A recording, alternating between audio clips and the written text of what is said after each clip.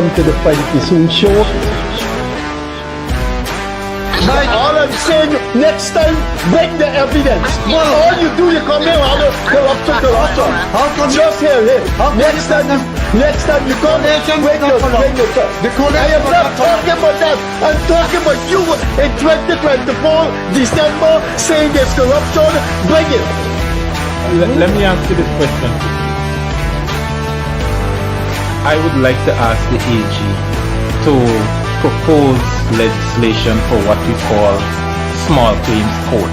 There are lots of poor people, an example you just gave, that they have issues with others and sometimes with large firms, but the lawyer fee is greater than the fee you're claiming.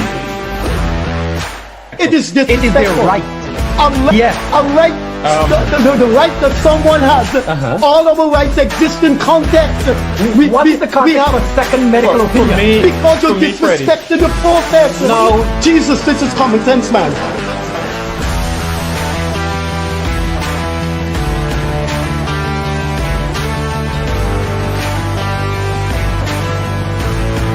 Any situation which you seem to do, you're just dealing with Afro-Guyanese issues.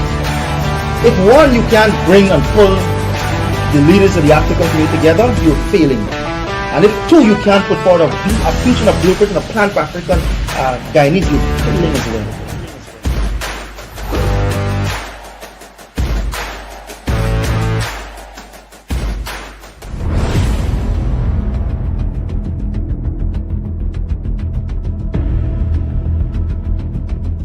Hi there, a very pleasant human to be to you. Whatever is left of this Friday evening, please enjoy this sacred Muslim holiday in the Guyana calendar.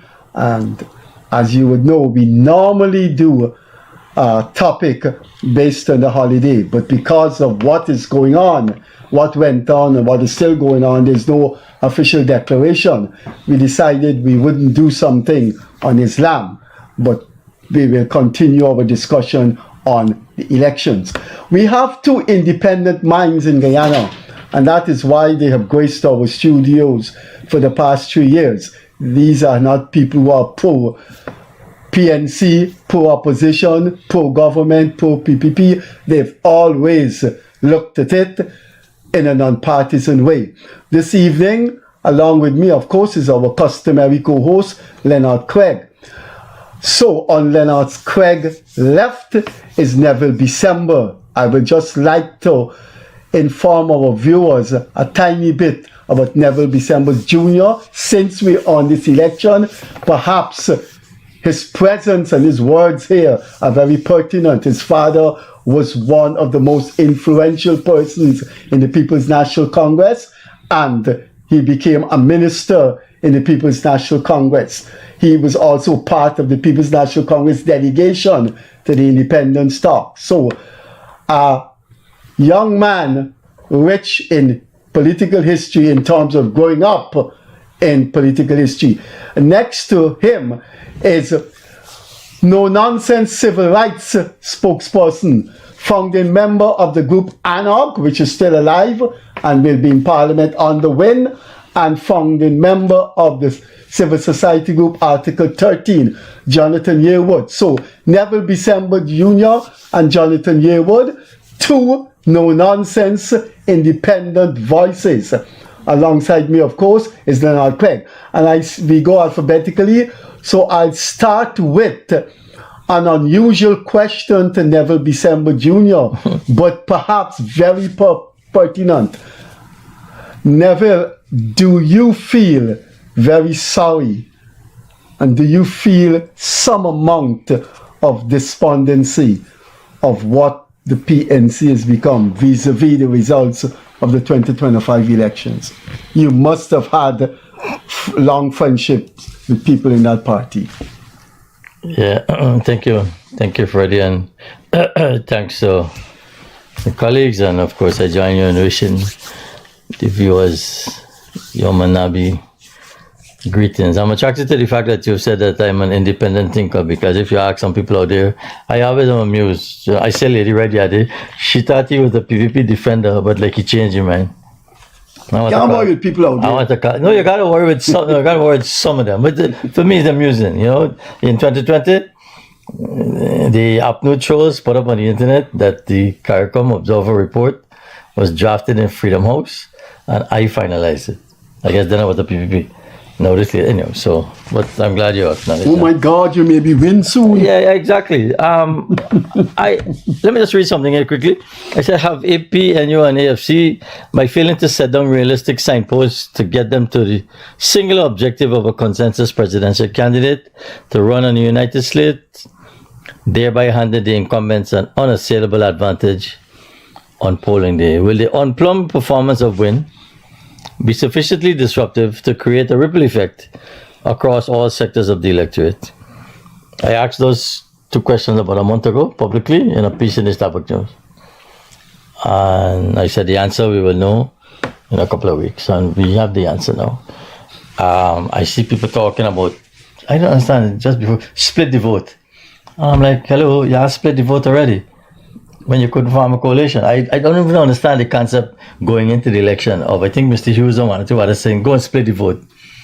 You had a chance to unite the vote by forming a coalition, and you didn't. And now you're telling people to split the vote.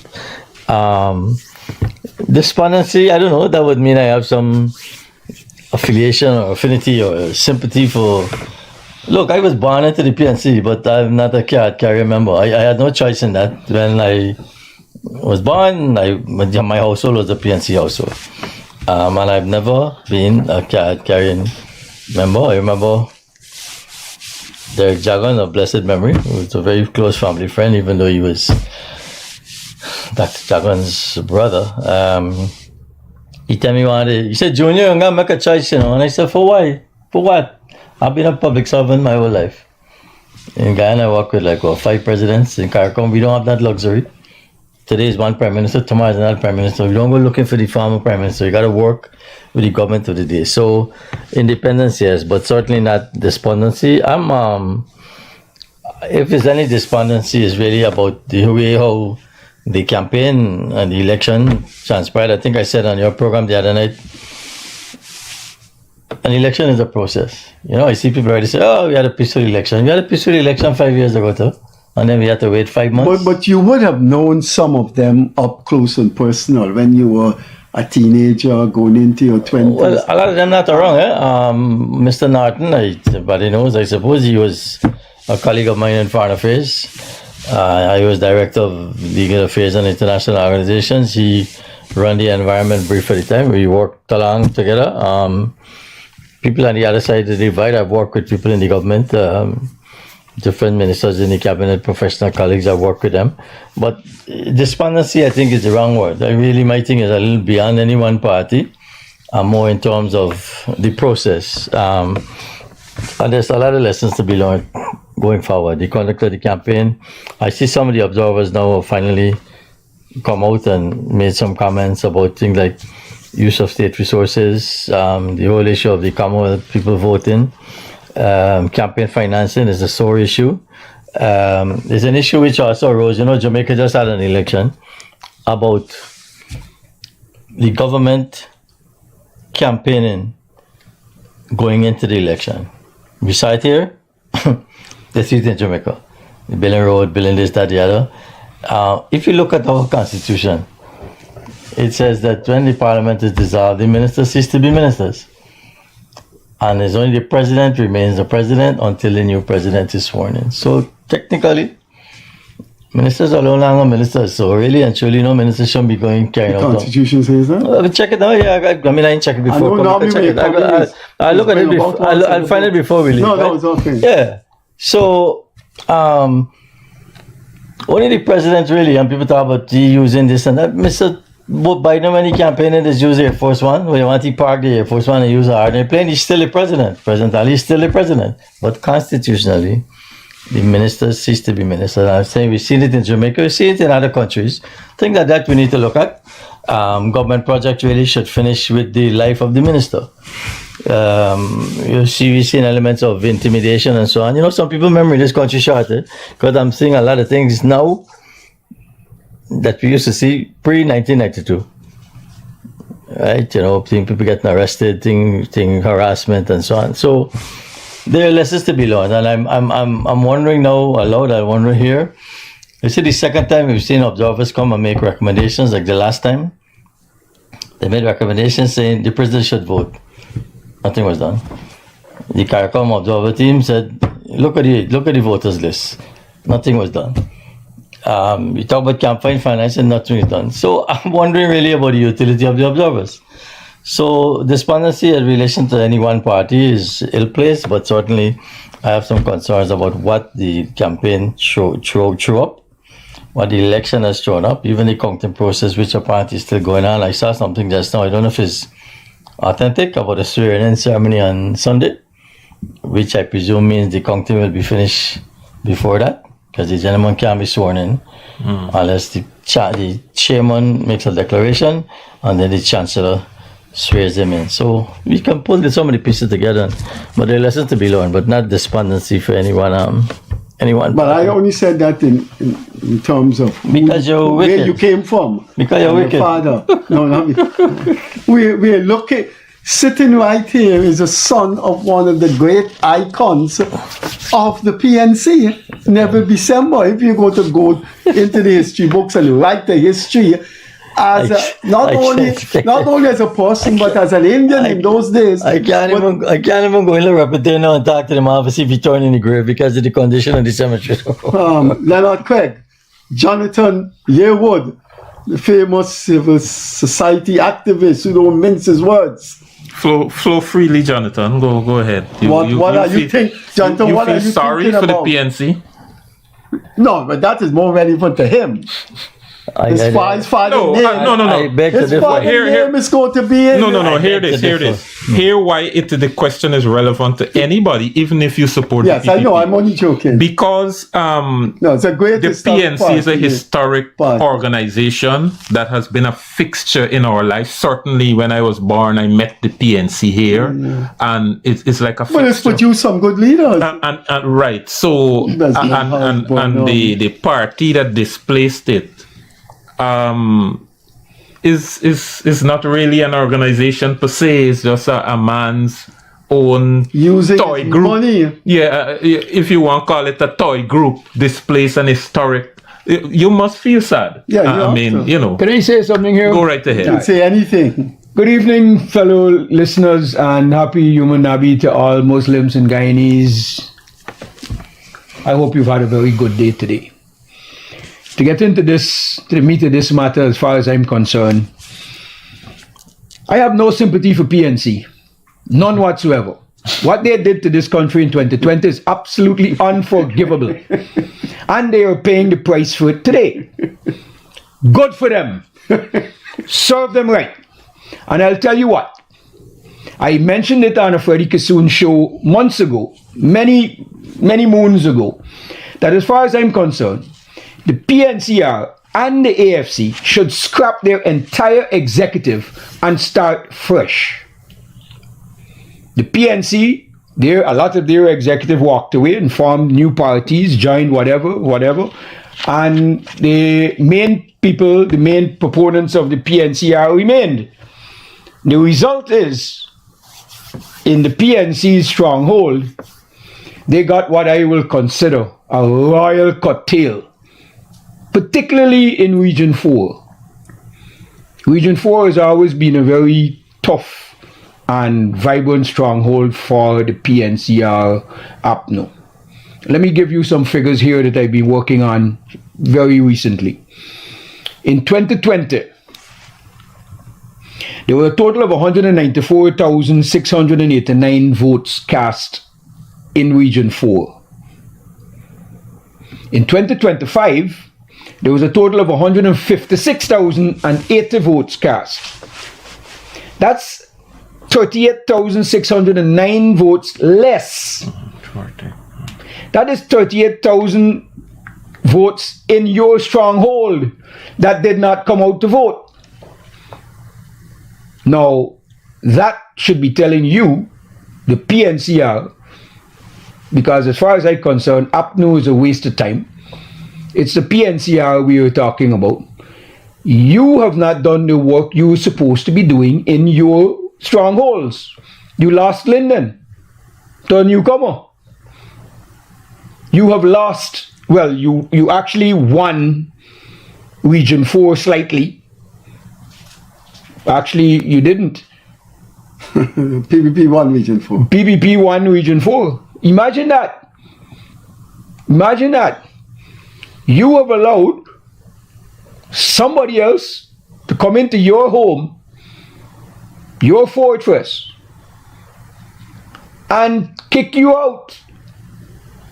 The newcomer, you got the PPP in 2020 got 80,344 votes in Region 4.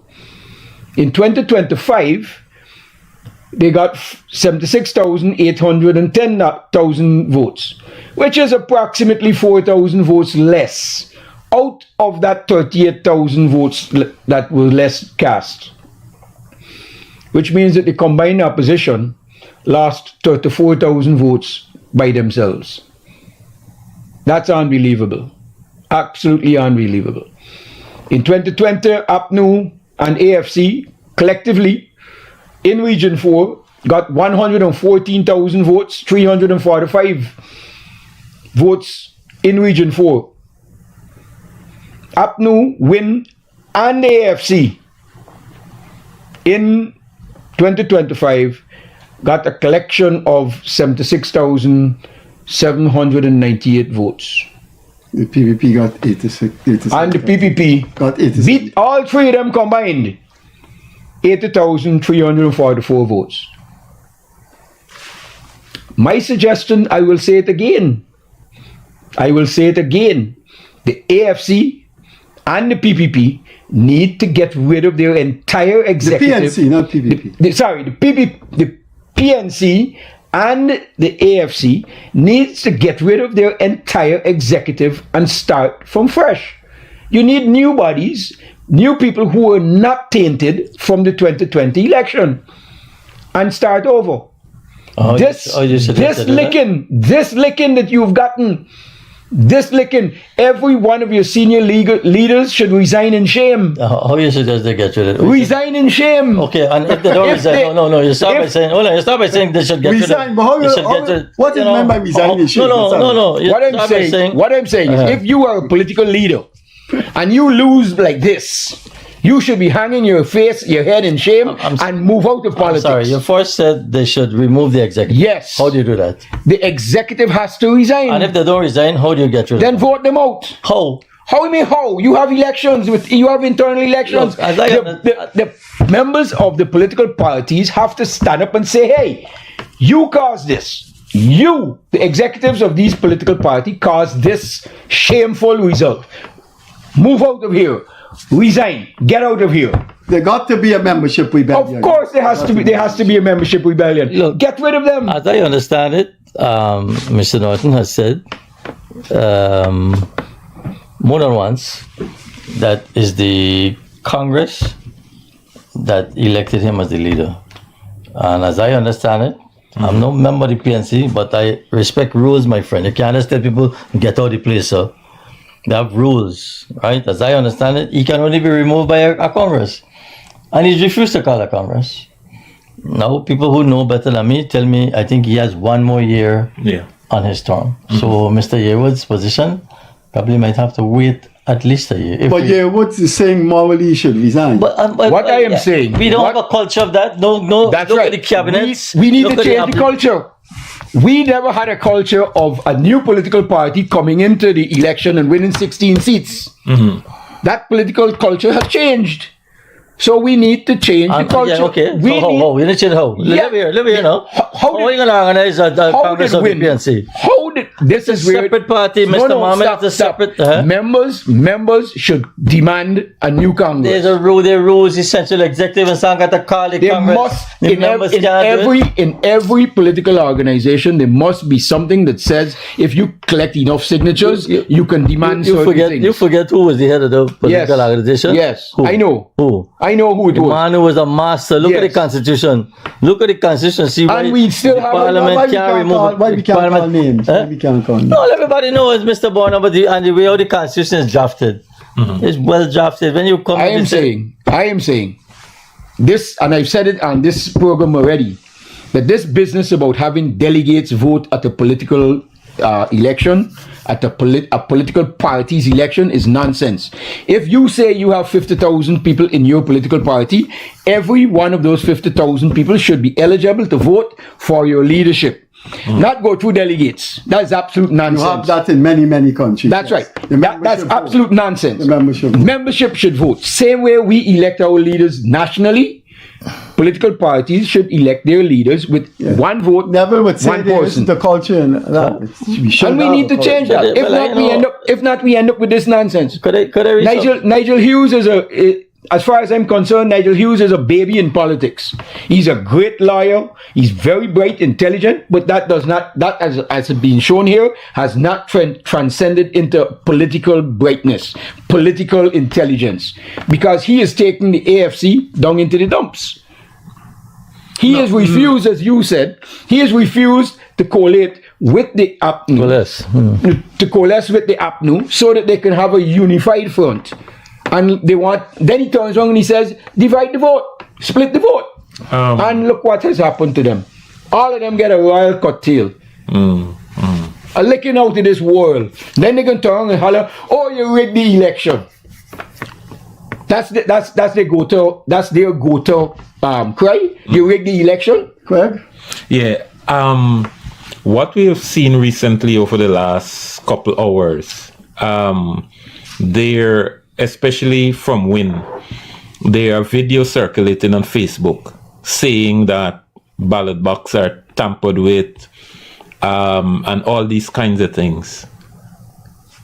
I just give him my opinion before I hand over to you guys. Irfan Ali has already secured a win based on the statements of poll already uploaded. Why would he then want to have his agents tamper with his already secured win?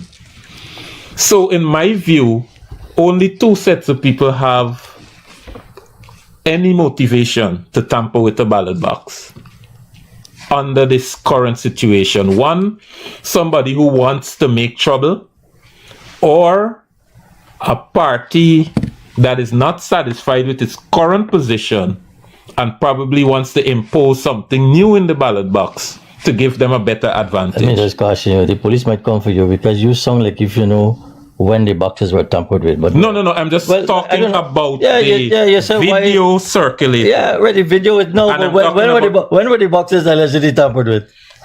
And Before I'm talking about the motivation to tamper. Motivation to tamper. Careful. Right? What is your view of that? The tampering. First of all, The alleged. When I listen to him, let's start with tampering. The people that made the video of the tampering they don't know anything about how a ballot box. Decom accused the man How a ballot box is secured. Asudin's sister. Yeah. She doesn't know anything about politics. She doesn't know anything about GCOM. She doesn't know anything about how a ballot box is secured. They are Just went in seals. and filmed, yeah. They are seals with numbers. Yeah. And each numbered seal is recorded. You have to cut those seals to get into a ballot box.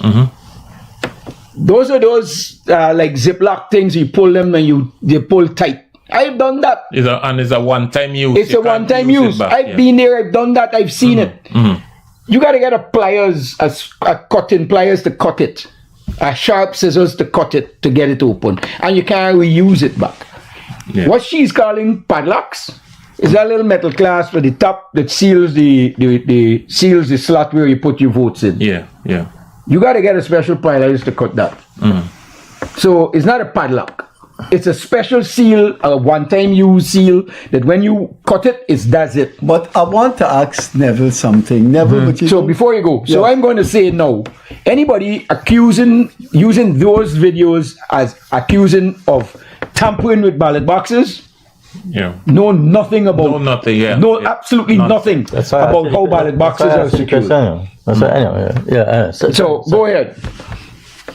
Yes, I was asking Neville, don't they have, in the law, you're a lawyer, when somebody do something like that, I mean, so brazenly said something that cannot be proven, in fact, that is not physically possible. Okay, isn't there a law to, Yeah, well, part of the thing is, and it's a good question, because, we got people living, I wrote a thing the other day about jurisdiction, living abroad, believe they could say what the hell they want on the internet and get away with it. All right, the internet is an unbridled thing. Some people, you try to think back before the internet, what these people used to be doing sitting at home, right? Yeah. What they used to be doing, right? And I'll give you 2 examples. sleeping? They got an outfit named Credible Sources. I don't know is who. God Mosley's outfit. It's mostly Credible Yeah. sources. mostly it's news source. Sharon Duncan's out. Well, Sherrod I Duncan. gather somebody says Sherrod a Duncan. PNC mouthpiece. Yeah, it's Sherrod Duncan. Right. It goes under his Right. name. And they publish a thing saying that because the presiding officer is not around, the army is going to have to step in. Oh. Totally false. No, not the slightest. I hear the thing name now. Credible sources. I tell you, how could this be a credible source and they're publishing this nonsense? Well, you would think his party gets chunked so badly. But no, but you would think these people would stop and you right. You now tell me, Sue, they published another thing the other day was some pathway to victory, right? Yes, it's under his name. Right. Then I told you the other night, I think newsroom, which I think very respectable. We know they're partial and so on. Anything with the shooting in Korea, publish a story that this thing has raised concerns again about Maduro and Mohammed. How in the name of the Almighty in less than 24 hours newsroom could determine that one, it was Venezuelan soldiers, not sindicatos, or it was Venezuelan soldiers in uniform, or we don't know who trained their Iraq, how could they know who's the people that open fire and therefore make that quantum leap and link it to a presidential candidate? I mean, come on, man. This is where, I don't know, so ERC or ABC or XYZ media monitoring unit. This is some of the things I want to change so you could have a fair and credible campaign. No, I just want to... You're talking to a man who was once the head of that media monitoring. Let me just read something again quickly. He said, "Win has stunned the political establishment." This is from today's Jamaica Gleaner, the editorial. "Win has stunned the political establishment and restated the fluidity of modern politics." Nobody asked, what are you going to change the mathematics, right? Mr. Mohammed's campaign was a mix of populist messaging, philanthropic outreach, and having been previously sanctioned by the US, his outsider status resonated with voters. I ain't so sure about that, but there's no opinion.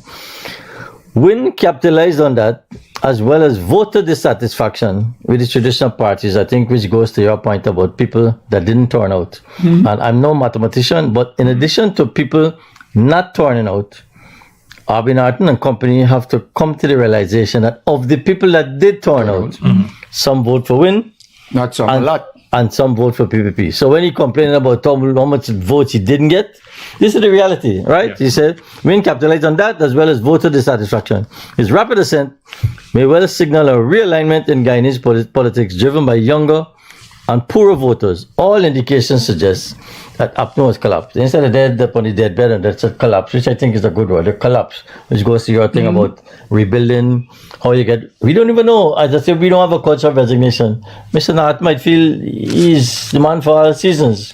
Although I'm told, in terms of his age, well, people say, Trump was how much? Biden was 80-something. Granger was 70 when he became president. But I think he's in good health. I think my friend Arbin had a call bad than anybody. I think he's in good health. But age might be a factor. But when you look down the line now, over Arbin's shoulder, who's going to replace him? I don't know. Yeah. You look down. You got And people let me just say, this could probably end on this. In this culture that we have, we don't have a culture of succession politics in this country. Bornham had to dead before I take over. Dr. Jagannath had to dead before somebody take over. We don't have things about a grooming this person. Other than maybe exceptionally, Mr. Jagdeo. That is not true. Okay, because correct me if I'm wrong. presidents are only allowed 2 terms. So you must have a succession after 2 terms. What we don't have is succession within a political party. Well, that's what he's Within a political party. That's what in that case, I stand corrected. Yeah, and again, we come back to the man we talking about. Mr. Bono was there for years. But there's still an error he made. Tell me. Granger smoothly and successfully succeeded Robert Corbyn. You think so? Where do we live, man? Well, then explain. Where do we live? Well, then explain. Explain. I want to hear that. Well, everybody know that in the campaign, the internal. You remember that kind of candidates, my legal colleague Basil Williams, I think a set of people are campaigning to be leader. And then the thing just come down to here and car grenades. And on that. But Corbyn gave way. Corbyn was succeeding. I don't think he gave well. You understand, look, people say Mr. Biden stepped down. Nancy Pelosi and the other man Chuck Schumer pressure. You don't know these things, right? This is not public and come out. Somebody can write a book next 20 years. Implying Corbyn was forced on. Forced is the wrong word, but I think, man say, look. Certainly had to go. Just like with Aubrey, I'm told this time around people are, saying, Mr. Galang away. You don't have, you did a good job and thing. There were people trying to urge him in that direction to find a replacement. That's how people like Terence Campbell, Carl Green, a certain names were floated around. But the gentleman remain unmoved. That's why I'm telling you to get rid of him. Right? You said they must resign. I don't know we have that culture, so we might have a time element. But I think Mr. Jagdeo was right. He said, the first night he said, Apne will have a bad night, right? Or a long night or something. Then I think he said something about introspection. That's the kind of thing you need to do now. Go back to the group, sit down, do the postmortem, sit down and analyze. I know what get rid of people and so on, but look inside the party and see what needs to be changed. If you need a new leader, and he doesn't want to move, the process has to evolve. They have rules. The party has rules about how the Congress is called and so on. In the meantime, you see people have voted with their feet. Jamin Ferrero come out the thing. Other people might do that. A month after the move, she go and set up her own party. All right. Mr. Hughes also needs to do some introspection because the AFC of today is nothing like what it was in its inception. And that's why I think this editorial is right about the impact that Mr. Mohammed has had. I've been talking to some colleagues in the Caribbean, and we can't find no situation where a regular with a two-party system, where a third party has come along and displaced. We can't think of it. I think if we go further in the region and look at in the world, it's a. But this is what I was saying in that with this entry of the new political party defeating a stalwart party that is supposed to be as strong as the PNCR is supposed to be strong, coming into your house and demolishing you, whatever else, you need to have, and I will put it bluntly, and I will tell the APNU, the PNCR supporters, members, get rid of your executive. Get rid of them. Start afresh. So suppose right in the executive you have a potential leader.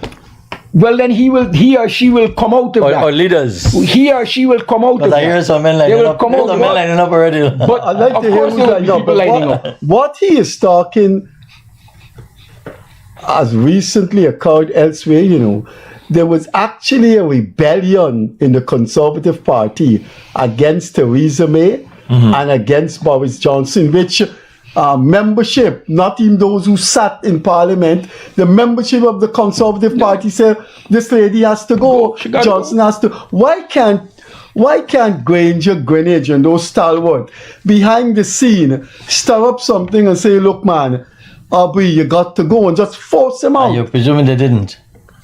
I'm talking about since Monday. Oh. I'm talking about since Monday. Yeah. If Granger, if Aubrey Norton himself doesn't do introspection and say, I was leader of the opposition for 3-4 years, whatever, and my political party was the main opposition in Parliament, and now we have lost that status to a brand new, unheard of newcomer, a political party that is headed by someone who is sanctioned financially by the United States of America government. That should be telling the PNCR executives, and when I say executives, I mean the senior executives within the party. They should be telling them serious things about themselves politically. I'd like to know. This is a man. He's a lawyer, so you not get it out to him. But I still gonna ask. So who are some of those lining up? Huh? I could name two that will definitely put their hat in the ring. Ganesh Mahipal and Roysdale Ford. Okay. Some people saying give a new man a chance, Terence Campbell, but he just too new. He doesn't he's know a anything newbie. about- He doesn't know anything about politics. No. Apart from that, Terence Campbell is woefully out of touch with politics and the people and all that. But they could- Woefully out. But emotionally, they could be the membership could be so emotional. They say, "Look, forget about these 20 people that have been around. Give a new man a break." They could say that. In that case, this lawyer Todd might appeal to some old. So you got any names? You said you heard something. The party must find its way. I don't want to brief anybody. I mean, just you mentioned Todd. He's the just come. Yeah, right. I saw, Director Fernandez make something, but he gonna be the Attorney General. Yes, I go to Colin, but the senior counsel. How you could appoint a junior lawyer like Mr. Todd? With the greatest of respect to my colleague, a junior lawyer to be the Attorney General, is the head of the bar. Yeah. And you got a senior counsel in your executive. No point discussing that. Come on, man. He's not even a member of the opposition, of the major opposition now. But there is something that nobody has discussed as yet because it hasn't germinated as yet. And I would like to get all three of you on it. It seems that Claudette Singh, this was her last rodeo. She's in her 80s. I don't think Wynne is going to keep Vincent Alexander and those other two persons, Corbin and Trotman. Wynne now has to select a chairman of GCOM. I'm wondering if that is not going to be a contentious issue, whether Wynne will have the diplomatic common sense to know that you got to put somebody that is, the nation accept. Why Justice Singh has to go? She's going to be in her mid-80s. And therefore? No, I don't want to say, but I just thought, with no offense to the lady and no offense to age. Because I think her position is one of them fancy positions. You can't move them. Yeah. No, not Yeah, you. resign. I'm talking about you. Like Senior Counsel Ramson, you can't move it. No, right. I heard. Well, you can't move the commissioners either. Hope as with the mom, you know that. No, Corbin come on. You can Corbin move them. asked Alexander to resign. You can move them because they're appointed by the political parties right now. As Jason. No.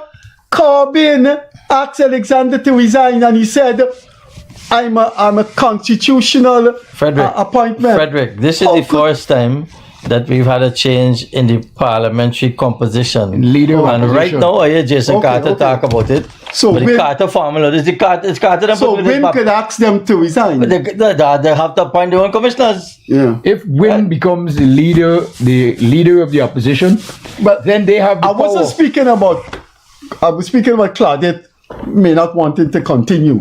If she doesn't want to continue, Wynne has to before you cross that bridge, because that might be a bridge that you need to cross 3-4 years down the line. Yeah. But let us see how Wynne functions in Parliament first of all.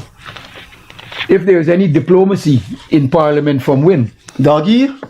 if there's no diplomacy in Parliament from Wynne, then you know what you're getting into down the line.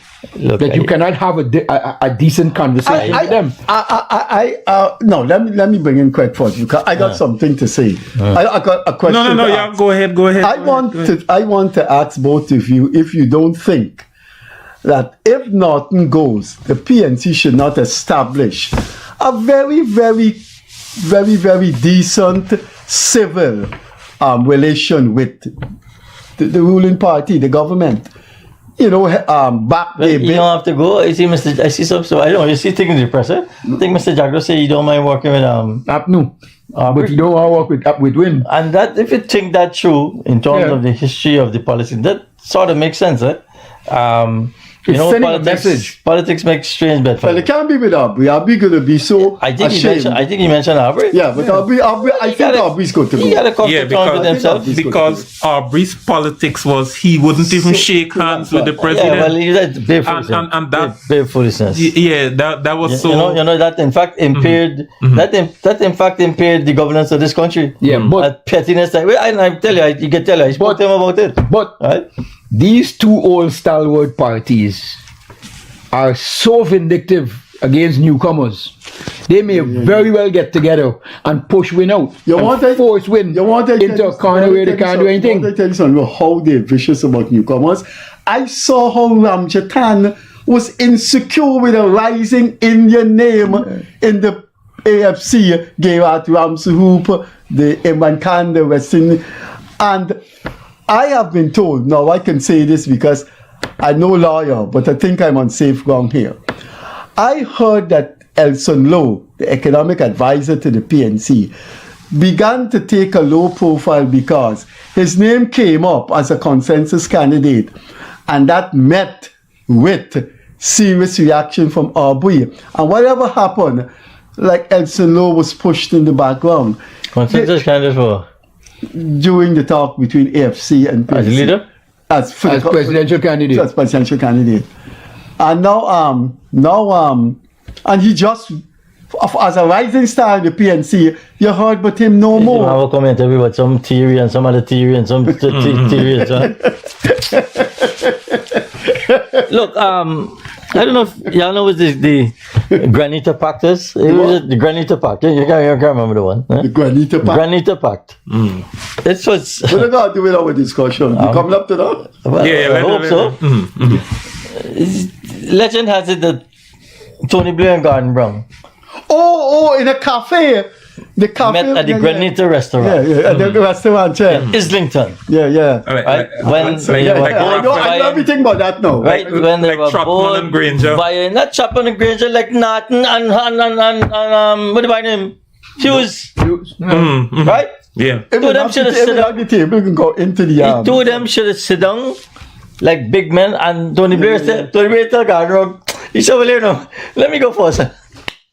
And I love it the other day. He saw 3 terms. I mean, he did give way, but after 3 terms. But we got the example, but The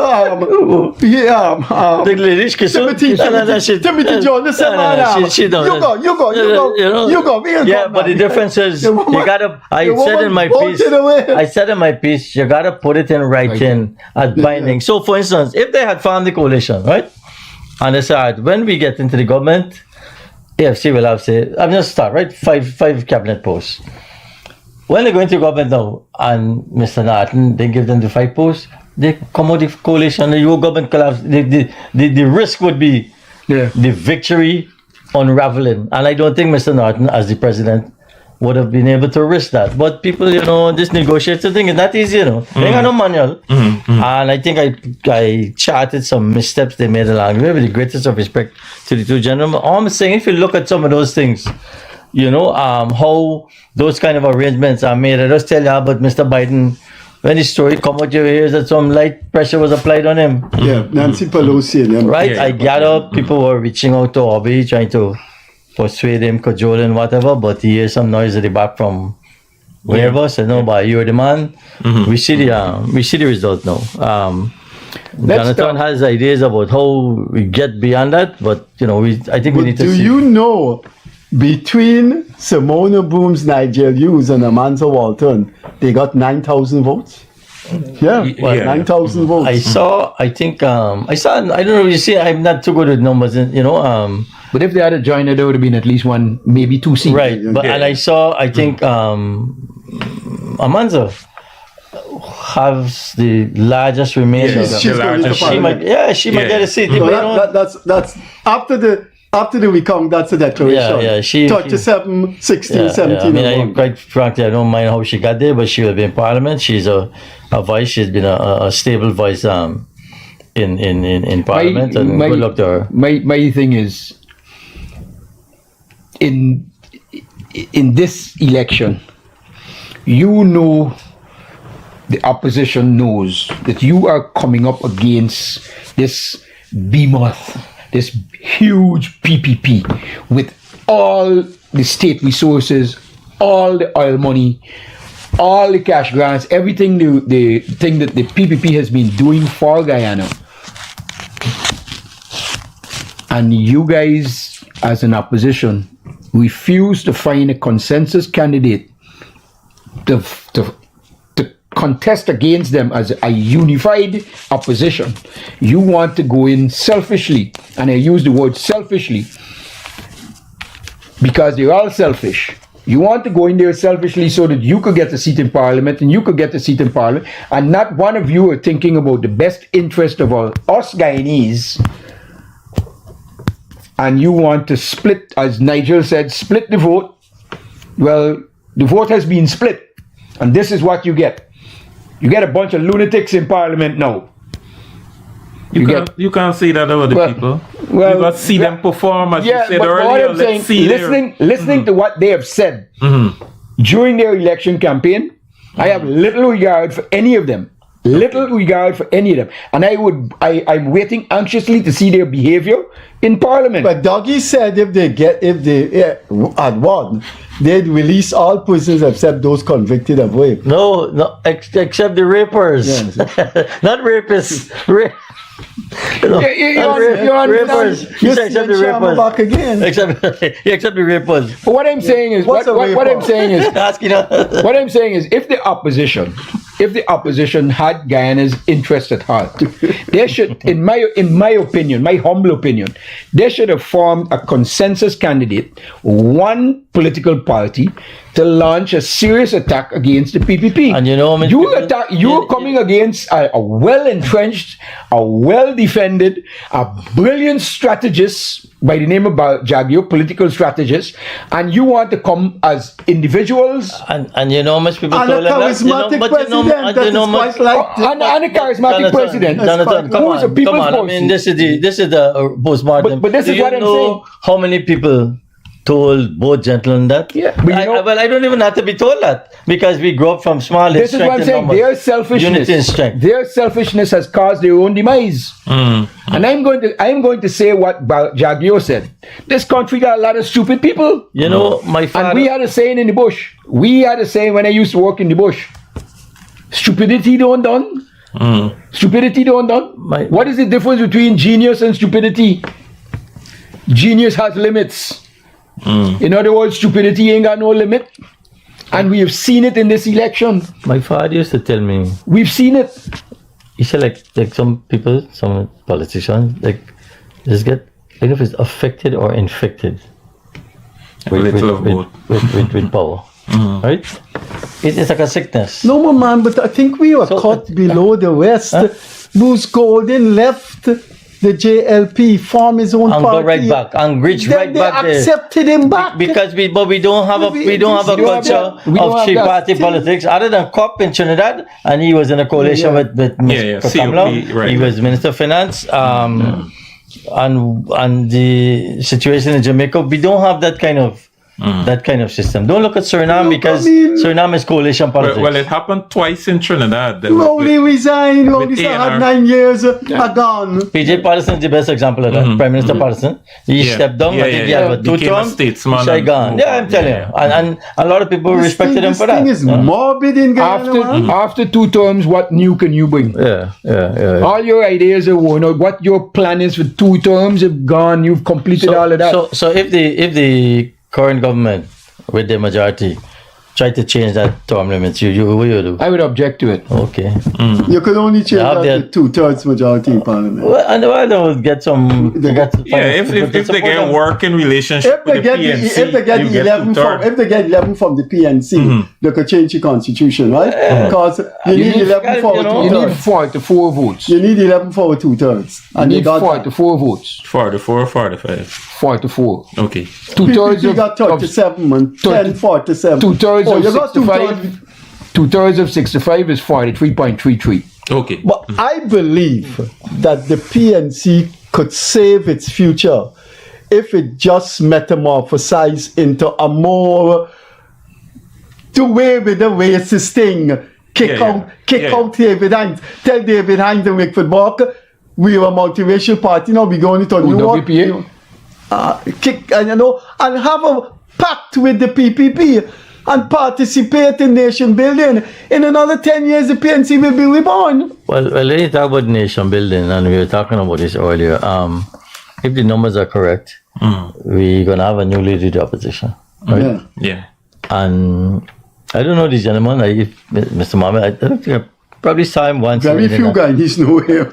No, I mean, thing, but I saw two things on television. He had what even an interview with a chat. With Primus. Yeah, and this is the first time I see the fellow talk, you know? And he come over thing, very humble, very normal thing, human being and so on. But the other night after the election, he gave a speech. I don't know, he probably has a handle now, a PR advisor. He gave a very presidential-like speech, thanking people for voting him, how they will continue to sing. Those little snippets we're seeing. As Jonathan said, that we see what they do in Parliament. But here's the thing.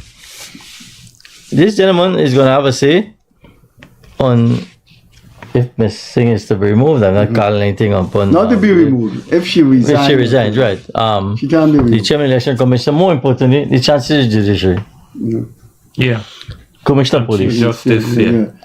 Chairman of the Public Accounts Committee in And- Parliament. And, he has some clouds over him.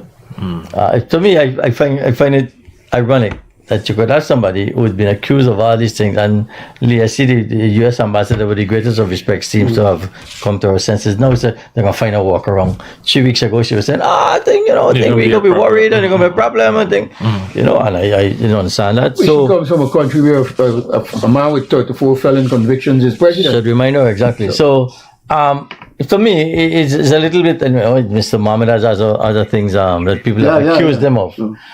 But that's the nature now of the seismic change that has occurred. That's another thing I don't think that has occurred in any other Caribbean country, where the person who is, and is a constitutional post, leader of the opposition, has that kind of, I use the term loosely, baggage. And the question is, what do you do about that? Maybe he wouldn't take the post of leader. I don't know. But no, he probably can't, because I think he was on the top of the list. As presidential candidate. Yeah, so he would have to. Well, I think no. I think he don't have to. Yeah, right. They can elect him. He can nominate somebody else. Yeah. But let's see. Don't preempt anything. I'm sure the gentleman has his plans. My concern here is Mr. Jagdeo made a statement that his PPP government would be unwilling to work with WIN. Did he say that? Or he said he willing to work with Aubrey? He didn't say he unwilling to work with WIN, but he said he prefer, because the question that was asked. The impression is, okay, I'll change it. The impression is that he would be unwilling to work with WIN. But WIN has, 30% of the vote, 25% of the vote. There will be, according to all reports coming out up to now, they will be the main opposition in Parliament. There has to be some amount of work between the government and the main opposition party. Whether you like it or you don't like it, there has to be, particularly on the committees, the constitutional committees that have to be... The territorial controversy. That's right. Everything you have to be in there with. So you have to find a way. You may not like working with them, but in politics, you don't have to like the person you work with. You just have to find a way to work with them. And my advice is, reach out to them, shake their hand and say, hey, we're willing to work with you. You have become the leader of the opposition. Congratulations to you. Well done. You surprised the hell out of everybody in Guyana. Well done. We're willing to work with you on certain conditions. You don't play the ass in Parliament.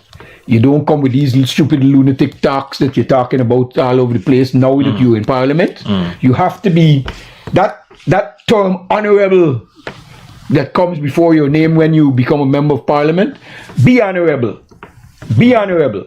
Or they remove whatever. There is a missing link, though, that we have to discuss. The operator says 7 minutes left. There's also something Vice President Jagdeo said. He said only the President of Guyana has immunity. What is happening with Azzuddin court cases? is it not likely that, well, the custom cases are going on, but there are talks, and the Star Book News of all people made reference to it, the Main Street shooting. He has been accused, is alleged that he had some connection with a Main Street shooting incident in which someone died. Why should that incident not be investigated? Why should it not be? People are actually saying, look, now that this guy has entered politics, he has skeletons in the cupboards. Let's examine these skeletons. Are you saying that the Guyana police force has not investigated that incident, or they have closed that case? As far as I know, that is still an open case, which means that the investigation is still going on. Whether somebody has been arrested, charged for it or not. Lawyer sitting down in the middle. That's fine. I don't know that. I don't know why you preface by referring to immunity, because Mr. Mohammed can't get immunity if he's leader of the opposition. Right. Jagdo made that quite clear. The issues I know about is the one that are before the court for the tax matters, which, quite frankly, very often in matters like this, just like we had an issue with Pradoville, where the allegation was that the house lots were undervalued. And what you really can do as a way of solution, you forget the current value, get the valuation of the car, and let the man pay the difference. Story done. It's simple as that, right? It doesn't necessarily mean that he has to be incarcerated or what. Does the tax matters, right? The financial matters. For the other matters you're talking about, but allegations, Mr. I can't help you, because as he's saying, the police got to do the work. This thing with intellectual artists and so on is very difficult. In law, there's something called causation, and to get the chain of causation to link anybody to the shooter is the devil's own job. If the police do their work diligently, they might have had witness, they got video, they had a car, that some car was born finding the highway. Then the police do their work. But to draw that link, I'll just give an example. If somebody know that person A and person B have a beef, as a matter of fact, person A would say, I'm going to kill you so-and-so. And person C here though, I'm going to kill person B, because people already said, it's person A do it. Are you laughing? I'm serious. I know. Take advantage of the situation. All eyes will be on person A. So I'm saying, come back to the point about the causation, and to you to make that link. But if Nigel Hughes had a client or became the lawyer of someone who made accusation against a member of the security forces who made accusation in the Main Street thing against Azudin. Could you help me there with that? Oh, the police guy? Dion something. And what the police do? The police actually, because they say he talk out the turn and he talk English and talk something like that. Yeah. Nothing Bascom, nothing came of that. And again, that will have to do with the credibility of his evidence and if it can be substantiated and so on. But 2 minutes remaining, so I'll let Leonard ask a question, answer briefly, and then we'll close up.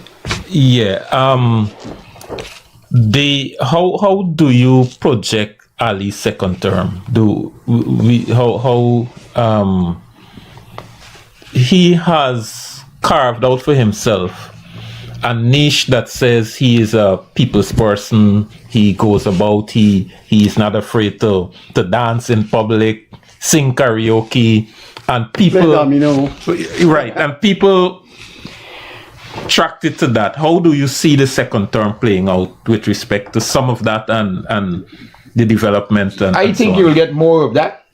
But what I would like to see from Mr. Ali in his second term is that he goes after what I consider his legacy, and he uses this opportunity as a second term president to clean up the act of the PPP, get rid of people that brought so much baggage, people like Darmalal, people like May Thomas, people like Carl Singh from Letem. I hope they don't put Freddie Kissoon as a parliament. I hope they don't. I also hope they don't put people like Leonard Schumann in parliament. But why are you calling names? No, I'm calling names because I'm saying I'm saying that I would like to see these people not involved in Guyana politics, in Guyana government. Nigel Darmalal, Carl Singh from Letem, May Thomas from the ministry, that because they're all coming with huge baggage. And I believe that there are people within the PPP party who have grown up and who have worked hard for it, and they should be in parliament instead of people like Shuman and Asher Kissoon, who are Johnny-come-latelys, who bring nothing to the table. Yeah, They bring nothing to the table. So I would like to see the PPP members who have worked hard for them come up into it. yeah, but if you don't include a few newcomers, you're signaling to newcomers that you just don't come and become one of us. You have to toe the line and pay your dues, and that is not necessarily the best message to transmit. So what are you saying to the PPP members, The old membership, comers, the old who comers. have been working all their life already, and you and get in there? just I, as a newcomer, by a newcomer? can just arrive and get a seat No, in no, parliament? no. The point here we is... gotta go. Select we your gotta go. people, select But I the think newcomers. we You might gotta want to go. put Bond, because Yeah, Bond I'm stepped- not saying a delusion newcomers. Bond stepped but right away. They must have... But we gotta go. Yeah. But I think there has to be some measurement of what someone brings to the To the table. table. I don't think Asher Kissoon Brings brought anything to the table. And, Well, and was in any way, even the baggage. remotest way, responsible for the PPP victory. Look, No, if I you don't ask- think Gita if- Chan. if you ask- People like Asher Kissoon and Gita Chandon, the PPP had plenty of them. That's right. That would cause the PPP that could victory. fit into those roles easily.